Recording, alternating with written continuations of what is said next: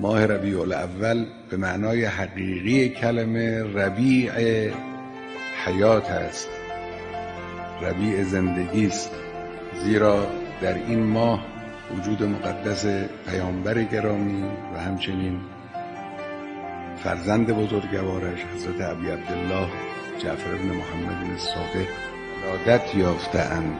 و ولادت پیغمبر سرآغاز همه برکاتی است که خدای متعال برای بشریت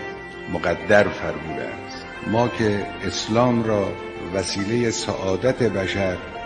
و راه نجات انسان می‌دانیم، این موهبت الهی مترتب بر وجود مبارک پیغمبر است که در این ماه اتفاق افتاد.